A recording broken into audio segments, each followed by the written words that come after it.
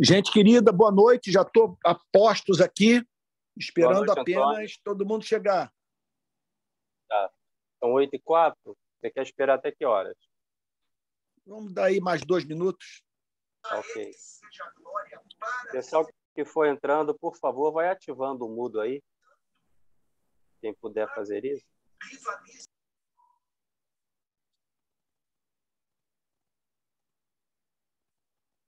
Ok. Nós estamos com 13 pessoas aqui. Esperar um pouquinho mais. Santo, amoroso, benigno, perdoador, leal.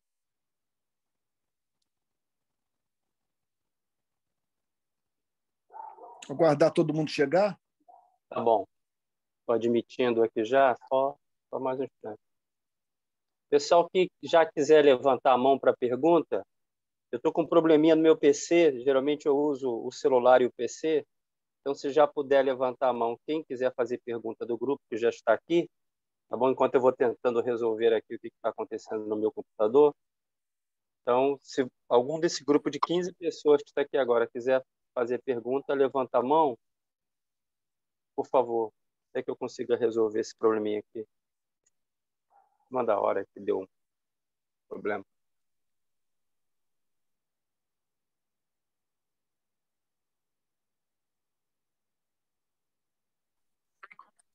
Ah.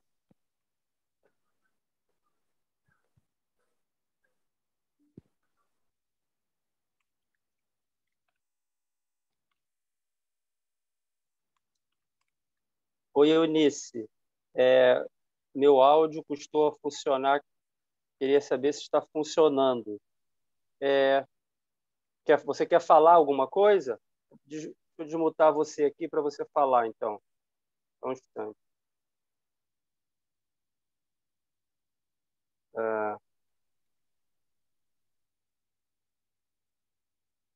Pode ativar o som aí e falar alguma coisa para testar. Para você saber se está funcionando. Pelo que eu entendi, é o seu microfone, né? Você consegue ouvir, mas não consegue falar isso? Desmuta aí, pode falar para fazer um teste, por favor. Oi.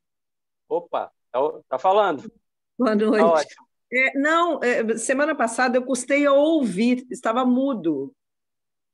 Eu não conseguia ouvir o que vocês diziam, entendeu? Eu lembro, Então, mas estava todo mundo ouvindo. Mas agora eu estou ouvindo o que vocês estão falando. Era só isso que eu queria saber. Boa noite. Tá bom. Boa noite, Obrigada. obrigado. Nada. Olha, a primeira pergunta vai ser da Diva. 8h07. Diva, pode começar, né, Antônio? Já são 8h07 para não perder tempo? Perfeito, perfeito. Então, Diva, fique à vontade aí. Boa noite. Boa noite. Tranquilo o áudio? Tudo bem. Tá joia. Boa noite, Antônio, pastor Antônio. Difícil falar com o Antônio. Oi, Diva. Um prazer enorme estar fazendo essa escola de discípulo. A minha pergunta, mas assim, não levantada direta para o tema, é algo que você está sempre frisando. E esse ano já está um ano muito difícil. E a questão da igreja e também da minha profissão, que eu retornei agora, estava em licença por várias perdas muito difíceis, e que eu sou professora na universidade. Uhum. E Olha, eu estou te ouvindo. Só um minutinho, Diva, que eu vou ter que ligar aqui o recarregador, porque sinalizou aqui que eu estou sem bateria, que eu estou vindo de um monte de gravação de aula e também do culto. Só um minutinho, deixa eu só pegar aqui o Tá, joia.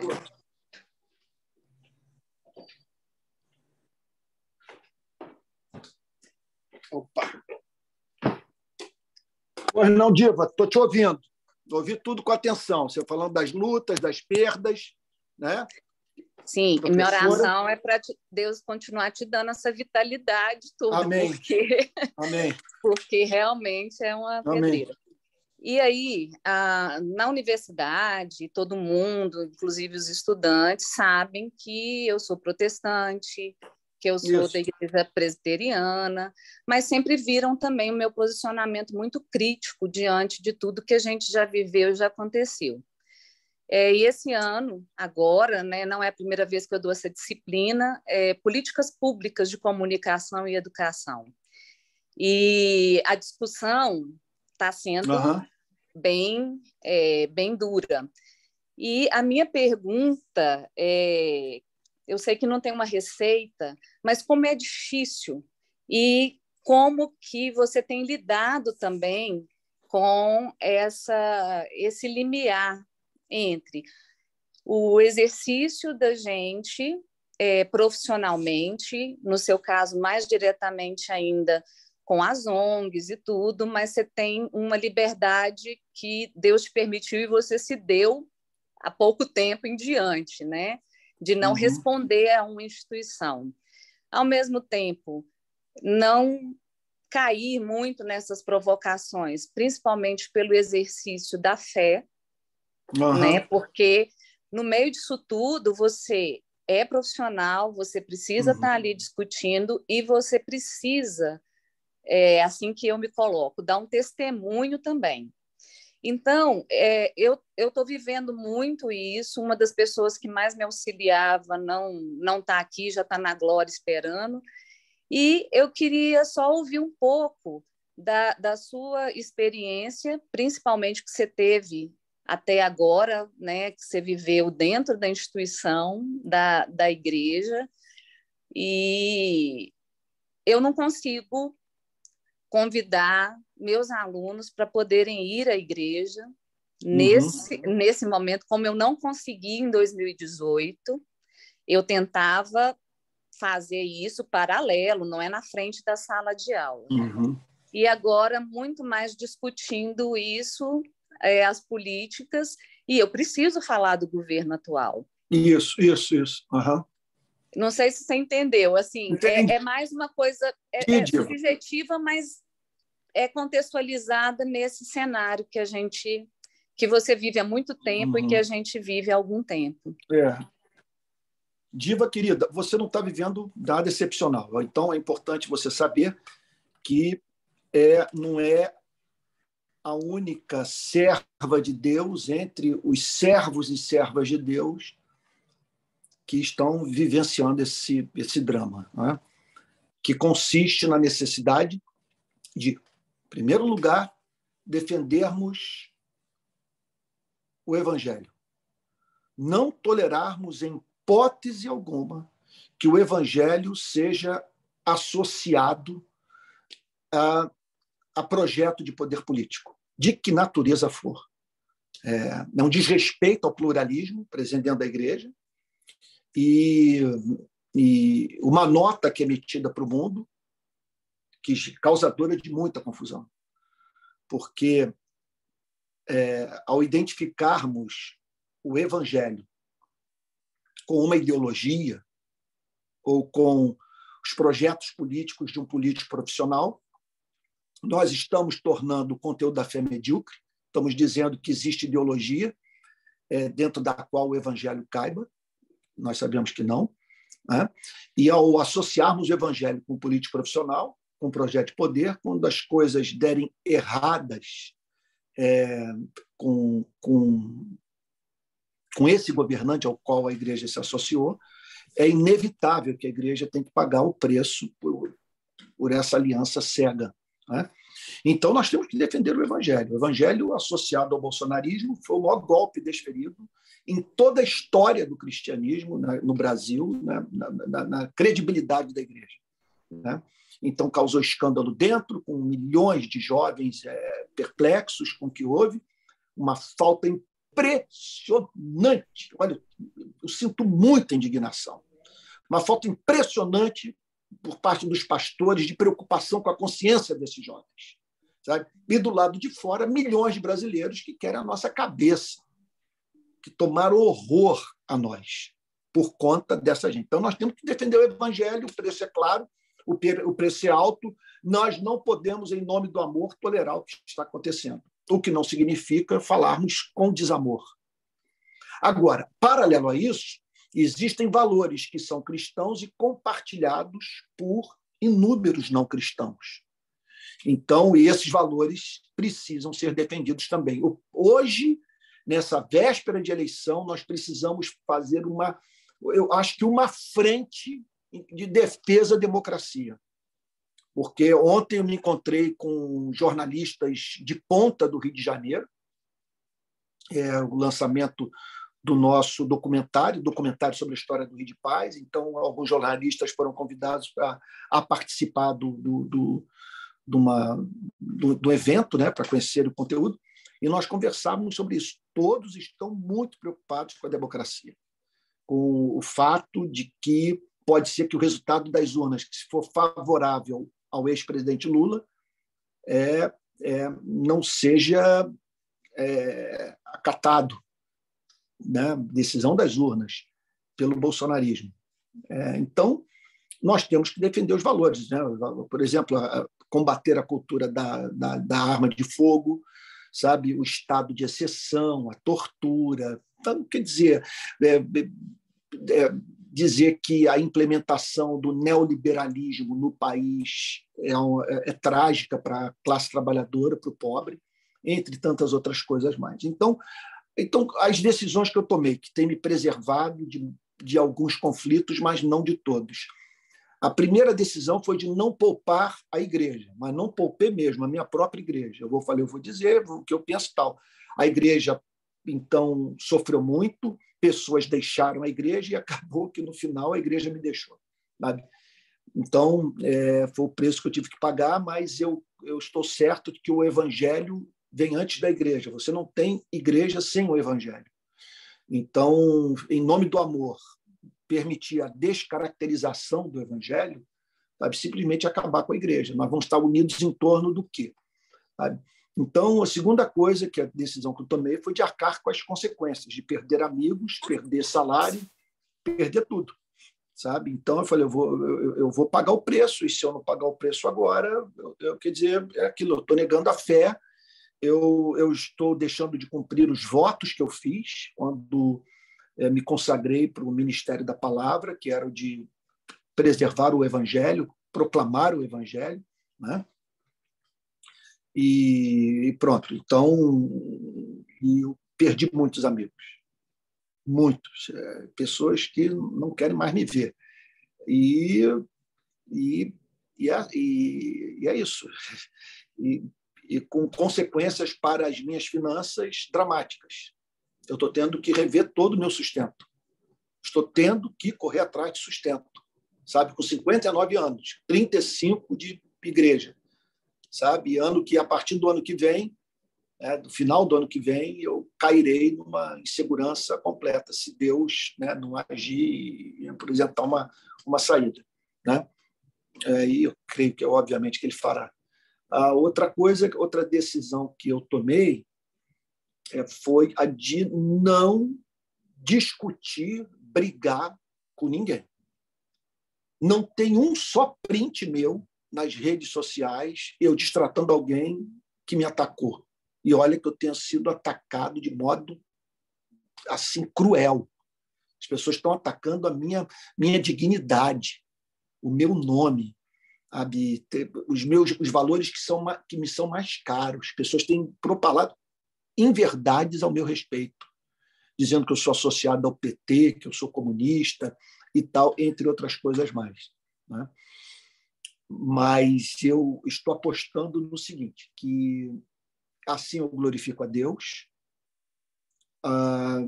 e também eu crio oportunidade de algumas dessas pessoas lá na frente se reconciliarem comigo. Já aconteceu, eu já tive 3 oportunidades de pessoas que vieram me pedir perdão, sabe, pelo que fizeram. Mas agora eu não deixo de usar as redes sociais e deixar de modo muito claro, Odiva, o que eu penso. Sabe? Eu expresso com muita clareza, objetividade, contundência as minhas posições. Eu acredito que esse é o momento que eu tenho que falar. Sabe? E, então, esse outro ponto também, eu tomei a decisão de não considerar todos os bolsonaristas que se dizem cristãos como se não fossem cristãos. Eu acredito que cristãos podem se enganar. Eu acredito que todos os cristãos que estão apoiando o Bolsonaro estão enganados. Uns porque não têm caráter, sabe? Porque não conheceram o evangelho, não nasceram de novo. E outros porque estão confusos. Isso pode acontecer, sabe? Outros estão apoiando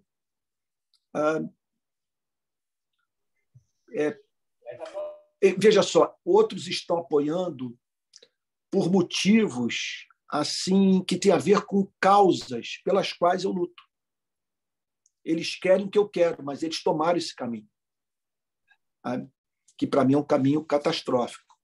Outro ponto também é saber que essa tempestade vai passar e que os que ficaram do lado da verdade vão ter que, lá na frente, administrar um outro tipo de problema, que vai ser a tentação da soberba, da prepotência, de nós nos considerarmos superiores aos que cometeram um ato de insanidade de fechar com esse governo. Porque quando ele for para o lixo da história, e ele irá, é o pior presidente disparado da história do nosso país, ele vai para um lugar abaixo daquele que o Fernando Collor se encontra, sem a mínima dúvida.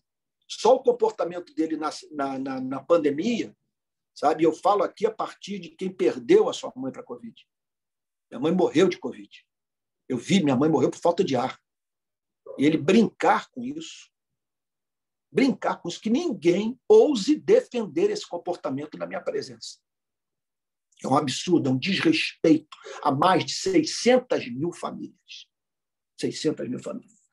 Então, são dias também que nós temos que aprender a separar Deus de religião, entender que Deus é santo, é belo, é amoroso, é encantador, que Jesus Cristo, a sua mensagem é gloriosa, e que a igreja é isso aí mesmo. É um corpo misto, joio e trigo, filhos da luz, filhos das trevas, tudo tomando a ceia juntos, frequentando o mesmo lugar, evangelizando, dando aula na escola dominical, participando da ceia. A Bíblia disse que seria assim.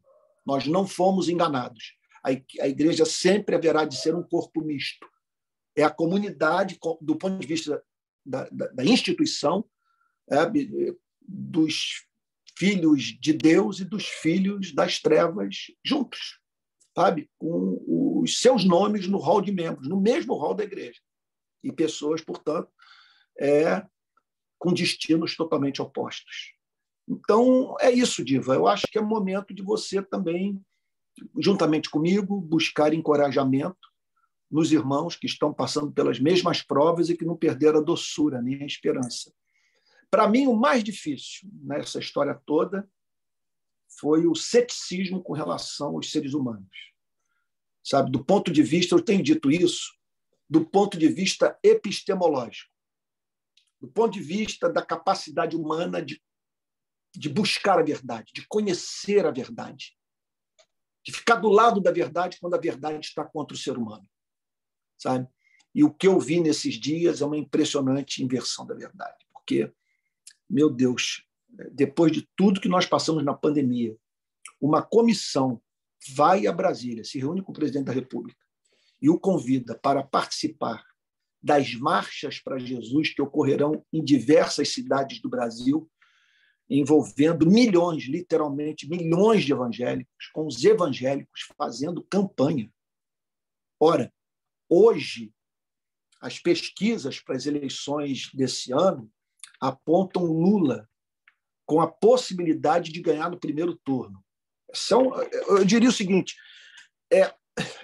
meu Deus, Vamos dizer o seguinte: Jesus ressuscitou. Nós acabamos de receber a notícia que Jesus ressuscitou e estamos sob o impacto do que ele nos falou antes da ressurreição. Ide por todo mundo, fazei discípulo de todas as nações. Né?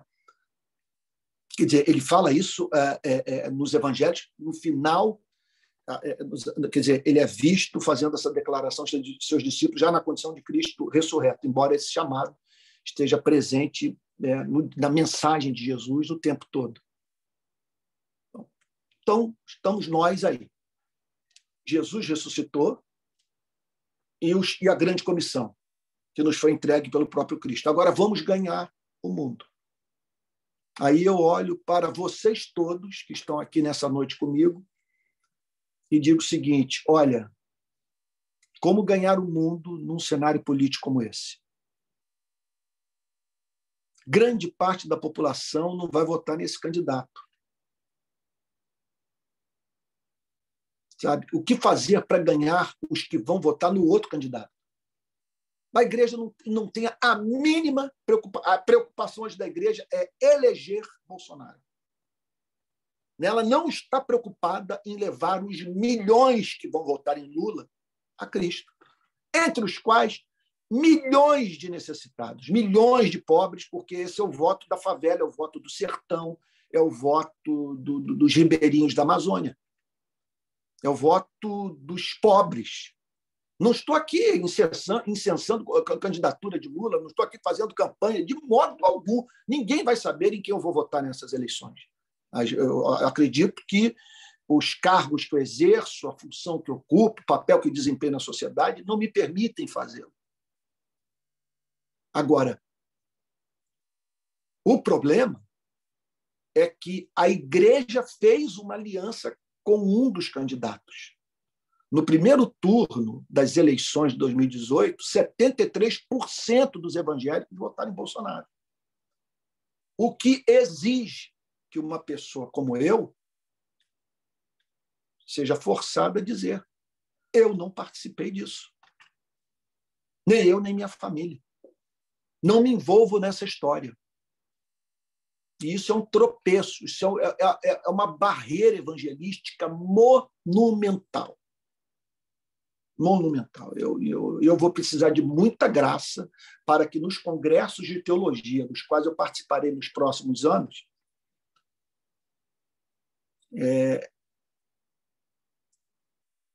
eu trate com respeito algumas pessoas pelas quais eu perdi completamente o respeito, em razão do que fizeram com a glória do Evangelho nessa nação. Então, fique em paz, Diva, não é só com você, não. Está todo mundo na prova. Agora, você vai ser poupada de muito sofrimento se não cair na discussão e muito menos usar rede social e depois vão printar, vão espalhar aí por tudo que é canto que você disse. Defenda as suas ideias, sabe? Mas não vai no confronto com ninguém, não. Até porque, eu diria até do ponto de vista epistemológico, isso não é sábio, porque eu acredito que nós estamos vivendo um fenômeno psicológico de massa. Uhum.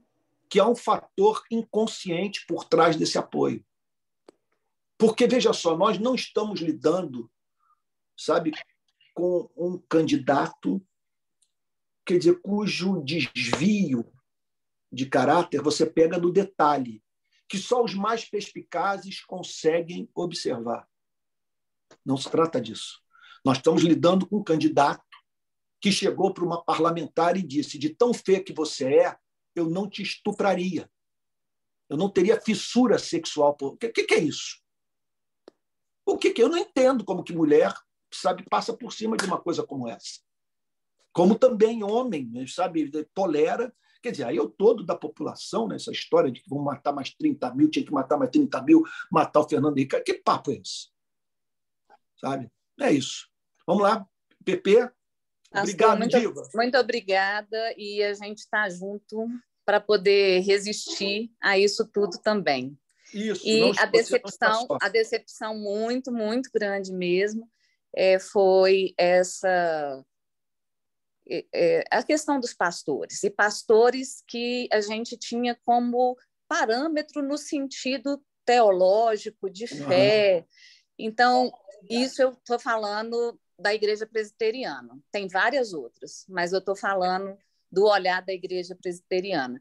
E tem colegas que não voltaram, e os que voltaram a gente está tentando fazer a resistência de dentro. Mas sua voz é muito importante para nós. Obrigado. E eu estou tentando reaprender essa vivência de discípula mesmo tendo nascido, entre aspas, na igreja. Mas é reaprender, e a sua voz é muito importante. Amém. E eu te agradeço. Obrigado, Diva querida. Eu, tanto quanto você, estou muito decepcionado, profundamente decepcionado com a nossa denominação. Sabe? Bom, melhor nem falar. Vamos lá, outra pergunta. Eunice. Quem é agora, Pepe? Eunice, Antônio. Tá bom, vou pedir, assim, como eu falei demais, eu vou pedir que os irmãos assim sejam objetivos na pergunta, tá bom? Para que tenha espaço para todos poderem falar. Boa noite, Antônio. Boa noite, Eunice. Só uma palavrinha para você. Eu me solidarizo com você, tá bom? Eu também sou professora, só que eu estou aposentada. Graças a Deus, não estou em sala de aula, porque ia ser... Você sabe, Eunice, o que é. Obrigada. Eu também sou professora universitária e graças a Deus que eu não estou em sala. Deus é Pai. Bom, enfim, Antônio, eu estava... a sua 47ª proposição hoje. Uhum. E aí eu fiquei assim meio incomodada com uma coisa. Sim, pode falar. Você disse assim: a Bíblia nas mãos de um pregador que não teve formação teológica adequada é igual a navalha nas mãos de uma criança. Concordo literalmente com tudo que você falou. Sim. Agora, eu fiquei pensando, Antônio, sobre as igrejas neopentecostais que têm se difundido nas periferias e que não há nenhum preparo para o pregador que conduz essas igrejas, né? E aí a gente vê assim uns absurdos completos que acontecem.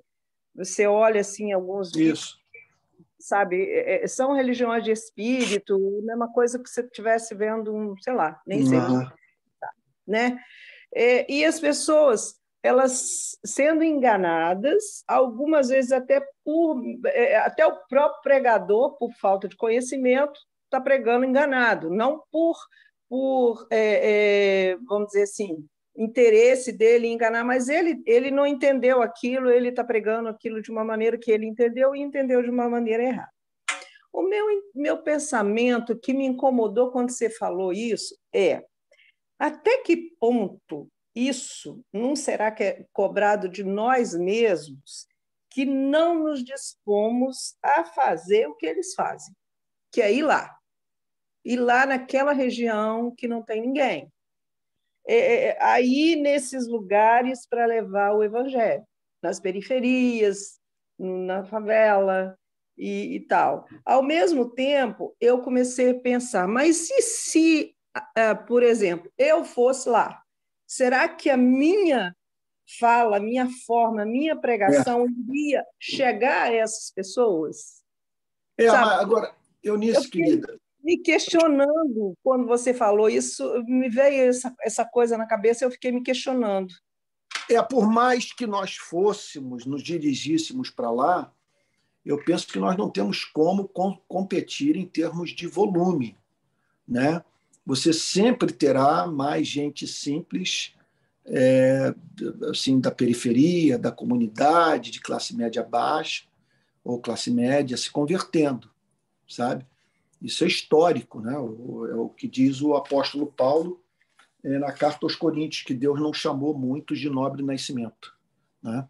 Então, e Tiago declara que Deus escolheu os que para o mundo são pobres para serem ricos em fé. Bom, e aí nós temos esse fenômeno nas comunidades.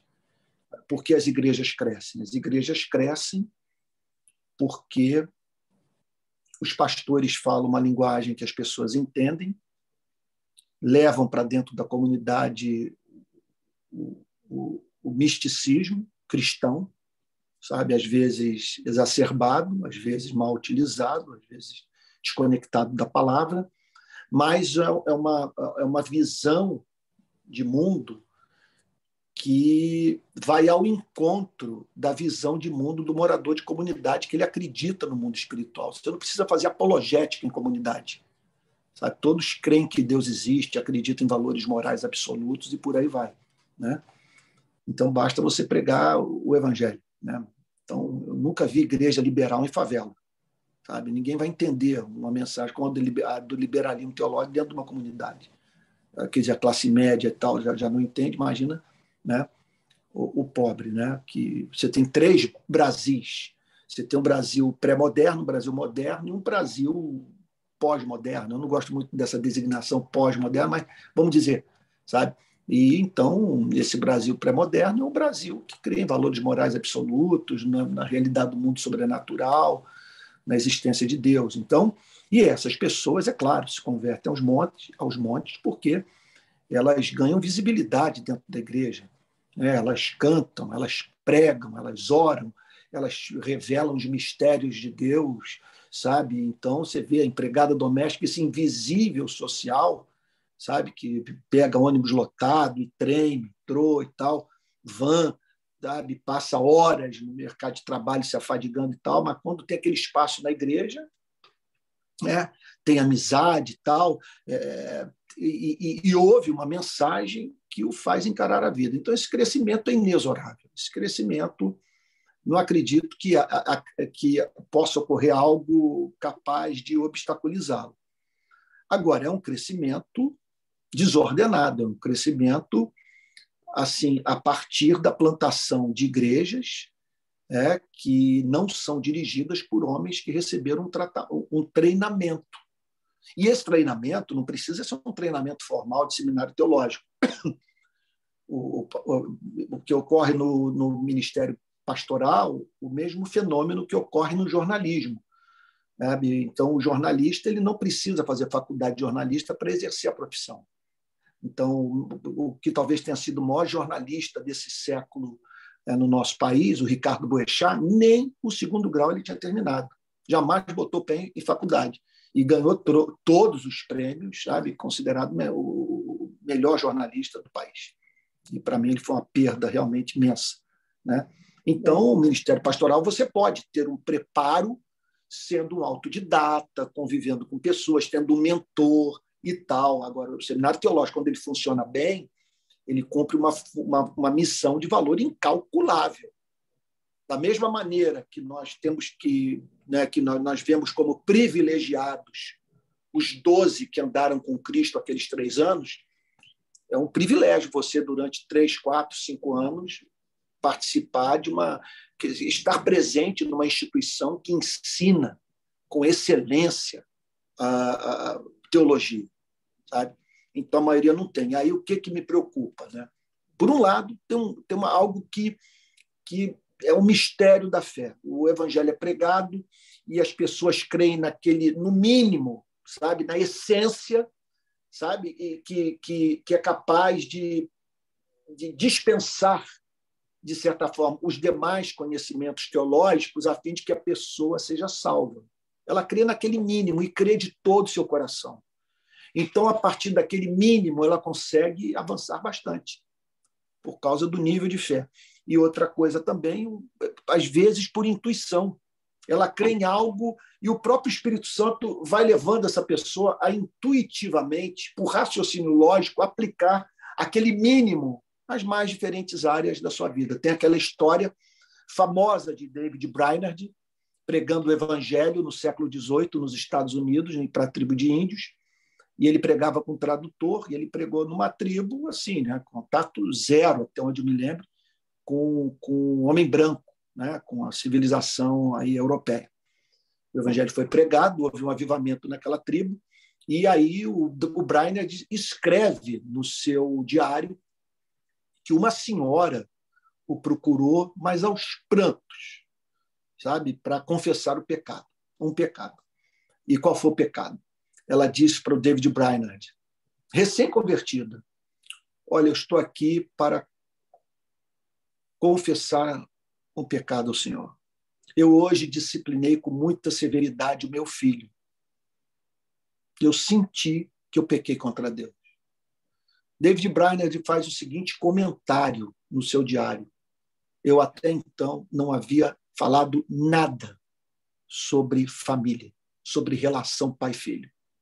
Simplesmente, intuitivamente, a partir da compreensão básica do Evangelho, ela entendeu que um cristão não pode maltratar um filho. Sabe? Então, isso acontece. Agora, o que me causa temor é o fato de que esse despreparo torna a pregação mais moralista do que evangélica e faz com que Moisés esteja mais presente no púlpito do que Jesus Cristo. E isso, do ponto de vista da psicanálise, e eu acredito que nesse ponto a psicanálise acerta, né? É que esse discurso se volta contra a vida da membresia, que passa a desejar justamente aquilo que é proibido do púlpito. E aí eu fico a pensar se essa não é uma das razões pelas quais nós temos tantos rapazes com nomes da Bíblia no sistema prisional, sabe? Que é essa pregação que não trata das questões de fundo. Sabe? Quer dizer, é uma pregação que faz com que o membro da igreja tenha contato com Moisés e não contato com Jesus Cristo. E a Bíblia é muito clara em dizer que a lei não santifica. O que santifica é a graça, que é comunicada por meio da pregação do Evangelho. O apóstolo Paulo diz isso, eu acho que eu falei sobre esse ponto com vocês na semana passada, quando ele declara lá na carta aos Romanos, no capítulo 7, um texto, meu Deus, seríssimo. Ele diz assim, olha só, porque quando vivíamos segundo a carne, as paixões pecaminosas despertadas pela lei, as paixões pecaminosas despertadas por Moisés. Estou dizendo que Moisés é servo do diabo, não. Estou dizendo que a ênfase do ministério de Moisés é a lei, enquanto que a ênfase do ministério de Jesus Cristo é a graça. E aqui está Paulo falando da experiência dele na sinagoga. As paixões pecaminosas despertadas pela lei operavam em nossos membros a fim de frutificarem para a morte.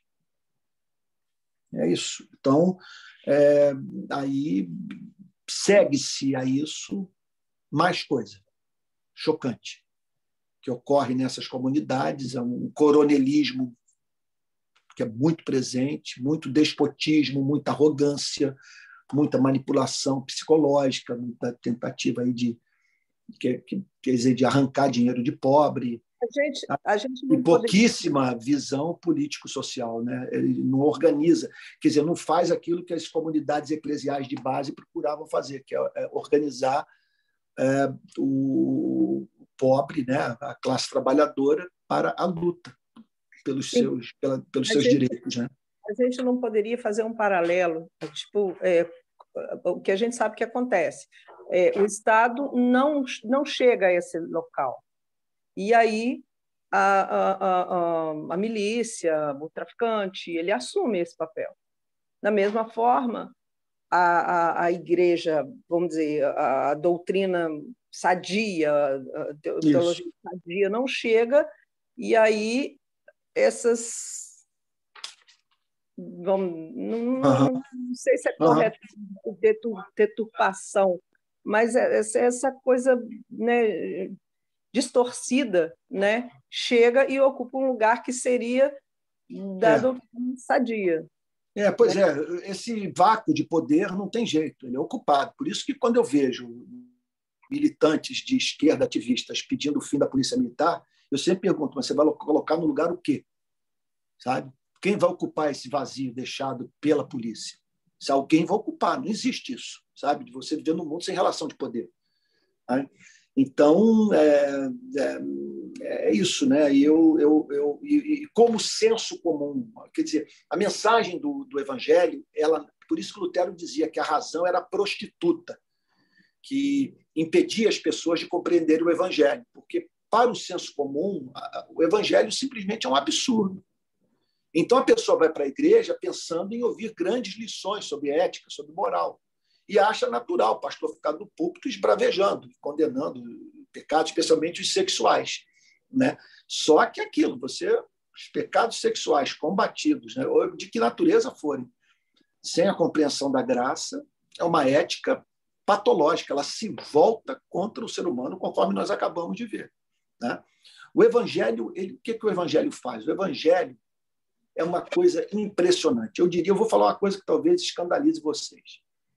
Eu acho que o Evangelho é assim, ele nos pega ali na fronteira com o Uruguai, ali no Rio Grande do Sul com o Uruguai. O Evangelho faz assim: vamos atravessar a fronteira, vamos agora para o Uruguai.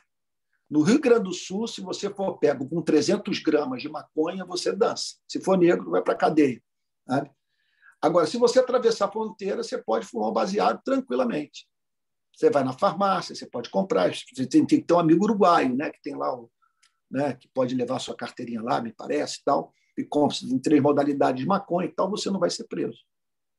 Então, eu acredito que o Evangelho faz isso. O Evangelho nos coloca no mundo que a lei não pode mais nos punir. A lei não nos condena mais, nós morremos para a lei. É como se fosse uma mulher casada com um péssimo marido, o cara, sabe, insuportável e tal. O marido morreu. Subitamente, teve um infarto. No domingo seguinte, caso ela queira, se sinta livre, ela já pode ir com um vestidinho melhorzinho e tal, botar um brinco, bababá, para se aproximar daquele irmão pelo qual ela sempre foi apaixonada. Sabe? Que não podia em razão do casamento. Mas agora o marido está morto, sabe? Então, ela é livre. Então, nós estamos livres, nós estamos casados com Cristo. Nós estamos agora com um marido amoroso, meu Deus, um marido que não se importa com a nossa litose, com as nossas rugas, com as nossas estrias. Quer dizer, é um marido que ele casou com a gente não porque fôssemos belos, mas ele simplesmente casou para nos tornar belos, sabe? Então, assim é Jesus. E tal. E aí eu acho que é isso, nós estamos no Uruguai. Aí qual é o que o Evangelho faz? Ele elimina esse elemento causador da compulsão. A partir do momento que eu creio que se eu cair, eu não deixarei de ser amado, aquela coisa para de me tiranizar. Sabe? Isso é uma coisa maravilhosa. Maravilhosa. Eu penso que quem tem problema com pornografia deveria lidar da mesma forma, sabe? Quebrar essa coisa, sabe? Durante a noite, madrugada, acordei com insônia, fui lá e consultei. Sim, consultou. Perdeu a salvação? Deixou de ser amado? Deixou de ser filho de Deus? Sabe? O Evangelho diz para você continuar nisso? Ele vai dizer que tem coisas mais interessantes para você se ocupar na vida, mas... E aí? É como diz o Martin Lloyd Jones, o Evangelho... quer dizer, você pode comparar uma escalada. O sujeito está subindo a montanha, de repente ele leva um tombo no meio da escalada. Ele não precisa voltar ao sopé do monte para fazer a escalada novamente, né? Para escalar o monte novamente. Ele pode se levantar de onde ele caiu, sabe? Então, é isso. Olha, eu me lembro que teve uma vez que eu comprei um carro e eu saí da concessionária, era carro novo, e eu saí da concessionária sem placa. O que significa que eu podia passar todos os pardais do Rio de Janeiro sem levar multa. Eu sentia vergonha de fazer. Sabe? Eleve isso a infinito, você terá uma ideia do que é um homem apaixonado por uma mulher, apaixonado por Cristo, sabe, no mundo sem lei. Como diz Calvino, né? O Evangelho ele faz com que o ser humano continue a servir a Deus, ainda que lhe seja anunciado que infernos e demônios não mais existem.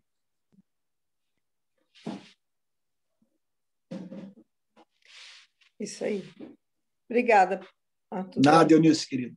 Obrigada. Essa fala de hoje me incomodou um pouco, mas o seu 47º ponto. Tá bom. Tá mas bom. agora eu estou mais tranquila. Obrigada, boa noite. Boa noite. E mais alguém com pergunta, Pepe?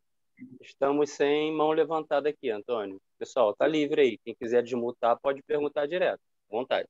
Esses encontros no Zoom, eles podem, assim, cumprir a tarefa de tratar das questões do curso, aquilo que eu falei que não foi bem, não ficou claro, né, e tal, e também de questões do cotidiano, né?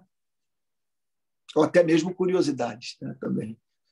Estamos aqui Antônio, só comentando um pouco o que Eunice falou, aí me levou de novo àquela live antes desse curso que você fez, que você propôs, que eu acho que era a outra face da verdade, o outro lado da verdade, né?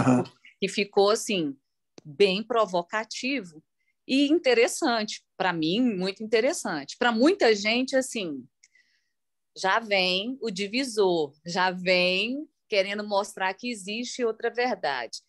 E a questão maior do que a gente está vivendo hoje, e não quero nem citar o governante, porque ele também é amparado por tantos outros que coadunam ou silenciam, mas aliado à igreja, o cara veio com um dos slogans que conhecereis a verdade, e a verdade vos libertará, né? Ele personificou. Ele não tem capacidade para isso. Ele foi instruído a isso, para personificar essa imagem como se fosse de Cristo. E aí, tudo bem, posso entender um pouco aqueles que foram enganados. Agora, depois de 4 anos, né, é muito complicado. E essa coisa das palavras, né, depois de 4 anos, e infelizmente vivemos essa pandemia, mas ela evidenciou muita coisa. Sem dúvida. Então, é muito complicado. E isso, eu sei que eu não... Né, a gente brinca assim, você é privilegiado se você não tem nenhum bolsonarista na sua família. Né? Eu não sou privilegiada, eu tenho. E é inadmissível você pensar aquilo, porque são pessoas que dependem de saúde pública também, que são assistidos com propostas amplamente democráticas, que são contemplados com políticas públicas, porque só existe política pública no exercício da democracia, mas não conseguem fazer não querem fazer. Parece que realmente o que alguém comentou aqui dias atrás, que parece um feitiço. E mais, se o pastor falou, está falado, porque volta lá naquela questão de que é um representante, volta lá, né, no Papa, mesmo não conciliando, é um representante de Cristo na Terra, ele sabe mais do que eu. Então, a gente está cercado bastante disso, e assim, é uma defesa mesmo democrática. É incrível a gente falar assim, você viu como aumentou o número de pessoas em situação de rua? Pessoas pedindo comida, e aí você ouvir de uma pessoa que você ama, né, familiar, e você fica assim, falando assim, sempre teremos os pobres. Que loucura, loucura. É loucura. Então, assim, aí eu calo e falo assim, não vou continuar, porque vai dar aquela cisão que deu algumas lá em 2018, mas por outros motivos internos foi se aproximando. Mas não dá. E eu estou falando assim de pessoas que têm liberdade de conversar. E que antes até, né, falavam assim, nossa, que legal, a gente tem uma pessoa que estudou mais, que fez isso, nossa, pergunta lá, é a professora. Depois de algumas coisas e tal, falando assim, você é professora, mas assim, esquerdopata, né? Porque quem está na universidade é professor, aí aquela admiração, ela não passou mais a ter admiração, que foi colado em várias pessoas que, mas quem falou isso? Não, deixa isso para lá. Não, casou foi com um comunista, isso ia aparecer. Então, é muito complicado, é só compartilhando mesmo Obrigado. Dessa coisa, né? É isso mesmo. Que dias. Eu nunca pensei que fôssemos passar por isso. Agora, às vezes eles dizem, mas você está falando, você nunca falou assim do Lula. Bom, jamais houve um fenômeno como esse do ponto de vista da relação da igreja com um político profissional. Nunca aconteceu de um apoio maciço da igreja a um governante. Então, é claro que se qualquer outro candidato fosse objeto desse fanatismo, nós teríamos que protestar. Agora, contudo, eu penso que, no caso do bolsonarismo, soma-se a isso o discurso, o comportamento, que são totalmente incompatíveis com o evangelho. Né? Alguém mais tem alguma dúvida? Alguma questão aí para apresentar? Não, mas tem considerações aqui, eu vou ler. Bom, tem muito professor universitário aqui, todos se solidarizando aqui, né? Uns com os outros. O André diz aqui, ó, estes dias eu ouvi uma irmã criticando a abordagem da justificação dentro da igreja, porque, segundo ela, excluía o pecado. Quase acendia uma vela para Lutero. A marcha... na verdade, é o seguinte, na verdade, isso aí é bem do espírito do bolsonarismo, que é essa coisa do bandido bom é bandido morto. A doutrina da justificação pela graça mediante a fé, ela é uma doutrina muito complicada para esse espírito, porque ela fala de uma aceitação incondicional daquele que se arrependeu e creu. E é claro que quem compreendeu essa doutrina tem a tendência de ser muito misericordioso, bem mais misericordioso com as pessoas, porque você sabe que foi objeto de um amor, né? Que você não pode circunscrever a sua própria vida, né? Tem que ser extensivo à vida das demais pessoas. Né? Uma pergunta que eu não fiz na semana passada, que não deu tempo, mas vou fazer agora. Se você considera, Antônio, o bolsonarismo, nos termos que estão aí, quase como objetos de religião, devoção. O que ocorreu é o seguinte, todos vocês precisam entender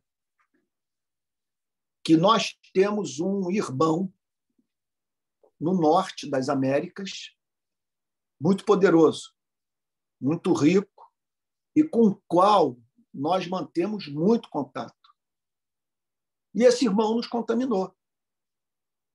Eu não tenho a mínima dúvida que tudo que nós estamos vivendo hoje no Brasil foi resultado do intercâmbio de ideias, na verdade, intercâmbio de uma só mão, né? Com o protestantismo americano, do contato dos pastores com o protestantismo americano. Olha só, são instituições mantidas com dinheiro dos Estados Unidos. Gente nossa que recebe dinheiro da América. Pastores que vêm aqui falar nos nossos congressos e nos pautarem. Vem dizer com o que nós devemos nos preocupar. Eles vêm para cá para dizer sabe, o que significa viver o evangélico na América Latina, numa realidade que eles não conhecem nem de longe. Sabe? Então, o que ocorreu? Houve uma mudança. Meu Deus. Vocês teriam paciência? Me dão 5 minutos aí para eu explicar a coisa? Olha só. Termina a Segunda Guerra Mundial, Europa e Estados Unidos tomam a seguinte decisão: vamos procurar ter sociedades de classe média forte, então, nas quais a concentração de riqueza seja combatida. Vamos criar um Estado previdenciário, um forte estado de bem-estar social que promova a distribuição de riqueza e a ascensão social dos pobres. Por quê? Porque nós não queremos voltar às condições anteriores às 2 grandes guerras. as crises cíclicas do capitalismo, o desemprego, a inflação, sabe? Então, a perda completa de perspectiva de vida.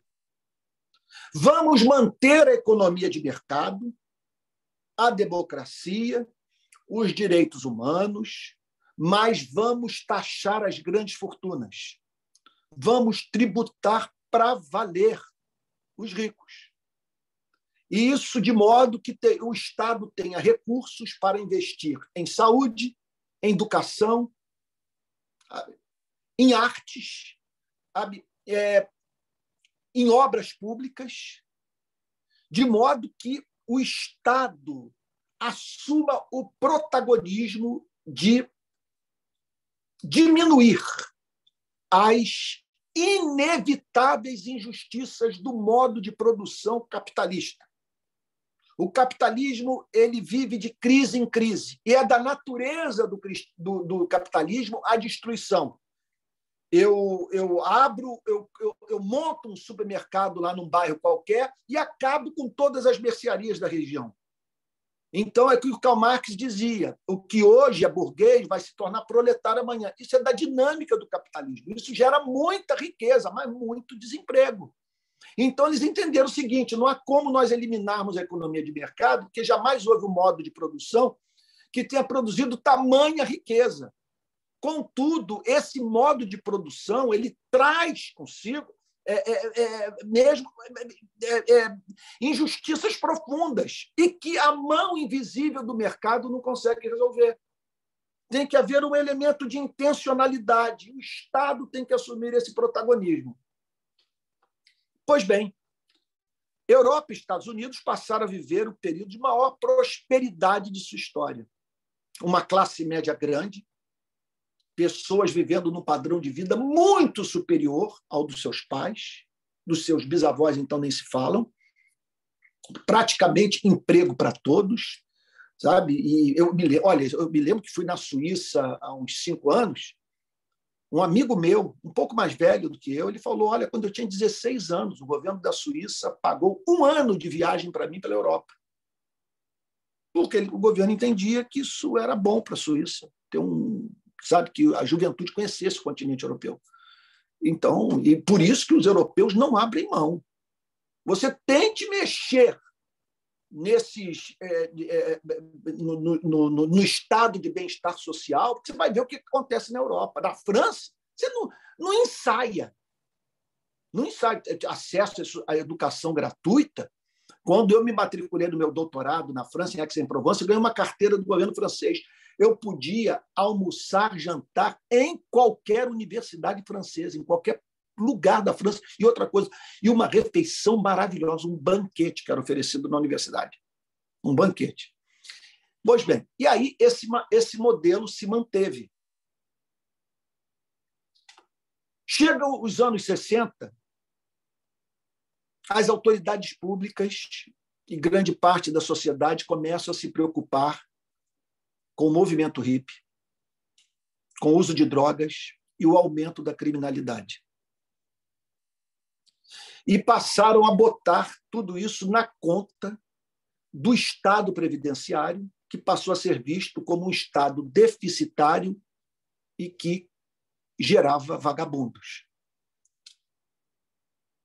Outro ponto. Houve novas crises econômicas, entre elas a crise do petróleo, que me pegou, eu tinha 12 anos de idade, me lembro disso, sabe, que causou um caos na economia. E aí os estados começaram a ter dificuldade de manter esse modelo previdenciário, manter a social-democracia, da qual eu sou defensor fervoroso, manter o estado de bem-estar social, né? E aí, então, surgem 2 governos que desferem um golpe histórico, trágico no estado de bem-estar social. O governo Ronald Reagan e o governo Margaret Thatcher. Então, na América, na Inglaterra, 2 governos radicalmente neoliberais. Estado mínimo, encarceramento em massa. E tem um dado apresentado pelo Paul Krugman, que eu julgo assustador, economista americano, professor de Princeton, ganhador de prêmio Nobel. Ele diz o seguinte, que ele acredita que conservadores americanos, que grande parte da sociedade americana se voltou contra o estado de bem-estar social por conta da questão racial. Porque os principais beneficiados dessas políticas de distribuição de renda eram os negros. Isso, para mim, é de causar náusea, coisa de você vomitar. Mas é a leitura que ele faz, que eu não ousaria fazer. Não estou lá, não sou americano, mas estou vendo. Quer dizer, a leitura feita não só por ele, mas por muitos. Né? E aí, então, o que ocorre? Passa a haver uma aliança da Igreja com o movimento com o Partido Republicano, com o movimento conservador, com o neoliberalismo. O que faz os cristãos abraçarem essas pautas? O medo do comunismo, o uso de drogas, sabe? A impressão de que as drogas destruiriam as famílias, tema do aborto, sabe? Então, e o terror de o modelo de sociedade europeu entrar nos Estados Unidos. Então, a Igreja fecha com essa ideologia, os pastores e tal. Aí vem o governo Bush, a coisa se torna mais profunda, com os pastores frequentando a Casa Branca, apoiando a guerra no Iraque, entre outras coisas mais. E só que quando chega no governo Trump, aí a coisa bate todos os seus recordes, né? Chega no nível patológico mais profundo. E no decurso desses anos, pastores brasileiros indo e voltando dos Estados Unidos, americanos vindo aqui pregar, pastores brasileiros consumindo teologia norte-americana. E aí, para minha perplexidade, os pastores brasileiros passam a defender o modelo neoliberal, passam a combater aquele modelo de Estado que criou o Bolsa Família, o Minha Casa Minha Vida, o Luz para Todos, os institutos federais e todo o projeto de seguridade social que tirou o país da fome. Brasileiros morriam de fome. Fome. Sabe, acordar e não ter o que comer. Eu vi isso no sertão. É um mar de gente. Eu corri o sertão em 2020. Visitei um número incontável de cidades. Os relatos eram os mesmos. Nós podemos traçar a história do sertão antes do governo PT, depois do governo PT. Isso é evidente. Aí querem desmontar esse Estado. E entram com o discurso de que o Brasil precisa de um choque de capitalismo e parar de sustentar essa vagabundagem. Sabe? Um devaneio. E eu que estou lá na favela, eu que estou no sertão, eu que estou lá na ponta, sabe? Eu desesperado, porque não tem filantropia que dê conta. Se hoje você botar 1 milhão na minha mão, Antônio, eu tenho uma oferta de 10 milhões para o Rio de Paz. Isso é pulverizado em um dia no Jacarezinho. Um dia. Não tem entidade filantrópica, não tem igreja que dê conta da miséria do Brasil. Eu estou falando isso há 15 anos, de experiência de campo. O Estado precisa intervir. E aí vem esses malucos, que são pastores de pobres, porque hoje os evangélicos estão entre os estratos sociais mais pobres do nosso país. Nas minhas andanças pelos ribeirinhos da Amazônia, sertão do Nordeste, favelas do Nordeste do Rio de Janeiro, ficou claro para mim que os evangélicos estão vivendo abaixo da linha da pobreza. Da pobreza. Você sabe o que é isso? Eu entrei em inúmeros barracos, inúmeros, no Brasil inteiro. Era a Bíblia na mesa, a rádio evangélica e aquelas saudações, a paz do Senhor, Deus te abençoe, aquela coisa toda. Sabe? E aí, inclusive, eu só pude entrar em muitos lugares em razão da senha de eu ser ministro do Evangelho. Sabe?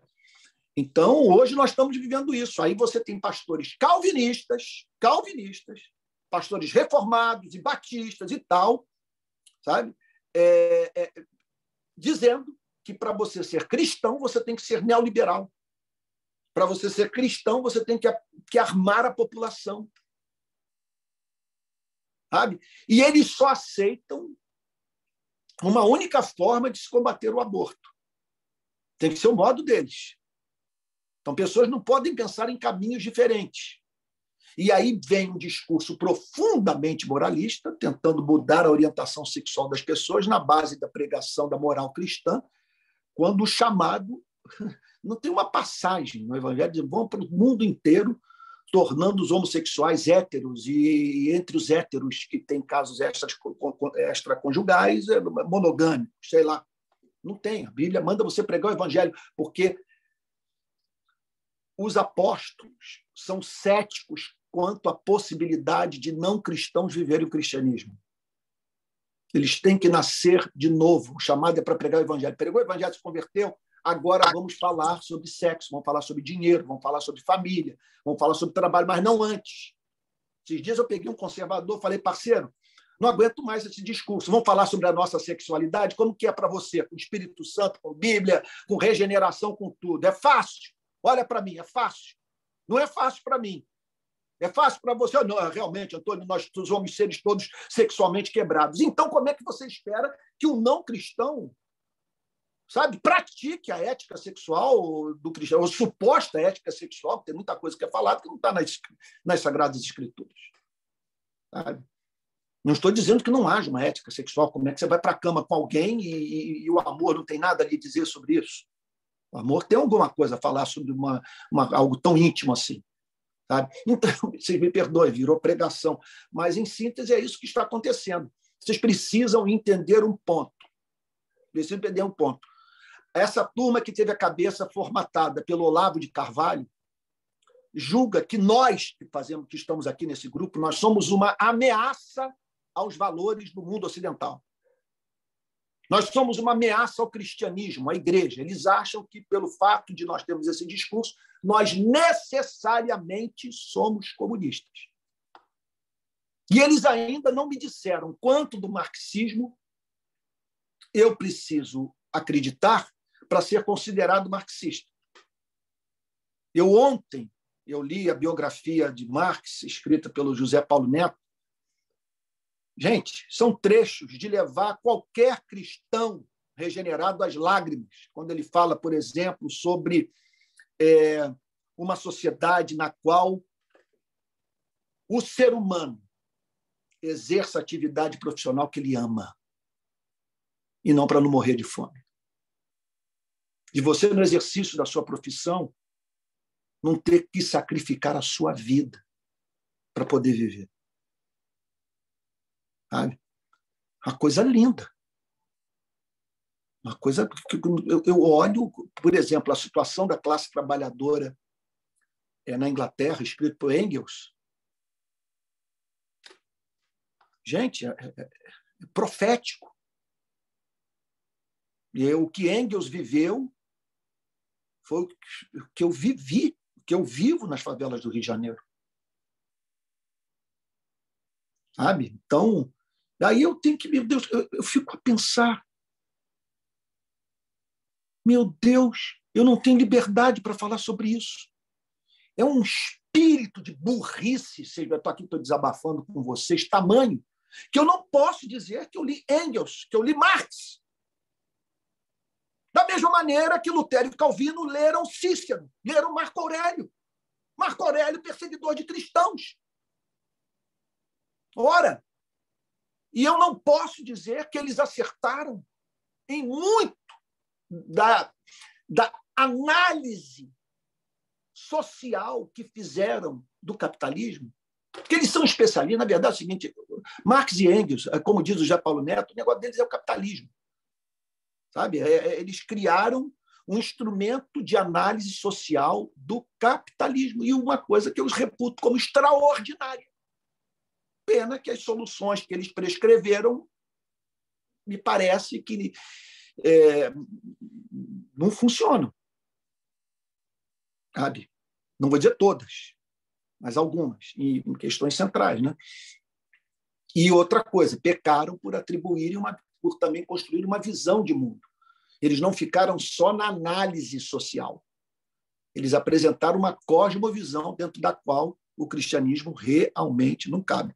Porque se religião, se pregação, moral, ética, tudo isso aí é fruto das relações das forças de produção, ora, nós estamos aqui, então isso aqui é luta de classe pura, e eu estou aqui usando do meu poder para oprimir vocês. E Jesus também fez o mesmo, e os apóstolos e todos os profetas, todos trabalharam para o sistema. Acabou o cristianismo. Isso eu não posso acreditar. Agora, você, por outro lado, negar a influência da luta de classes na construção dos valores, da forma como as legislações são plasmadas, mas vai ser inocente assim lá na China. Sabe? Que o rico não determina essas coisas, que o rico não pauta o porto. Quantos pastores têm peito para encarar os empresários da sua igreja? Sabe? É brabo. Vamos lá. Pepe, alguma pergunta aí? Sim, a Maria levantou a mão. Maria, pode desmutar, porque ela tem um testemunho aqui até para dar uma experiência dela. Por favor, pode falar, pode desmutar aí. Boa noite a todos, graça e paz.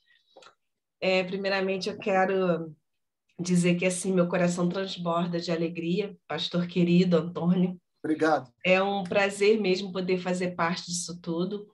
Eu creio mesmo que Deus nos proporcionou a mim e ao meu esposo, sabe? Porque, aliás, foi ele que viu a Escola de Discípulos no Instagram e veio falar comigo. Então, tem sido, assim, enriquecedor, sabe? Nós sempre tivemos o pastor durante principalmente a pandemia, nos edificando. E nós louvamos muito ao Senhor pela sua vida.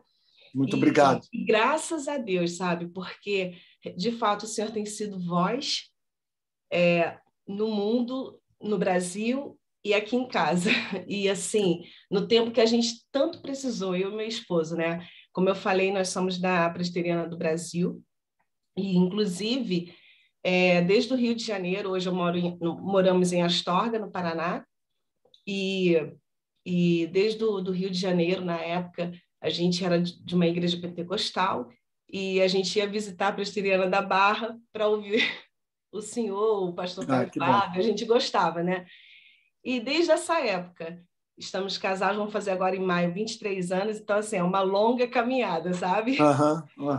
Enfim, e aí nós viemos para cá, porque minha sogra também veio para cá, do Rio de Janeiro, e viemos para ficar perto dela. E ela é da Presbiteriana do Brasil, e a gente acabou se identificando, porque até então nós éramos da Batista, né? Chegamos a sair da Pentecostal e vamos para a Batista e tal.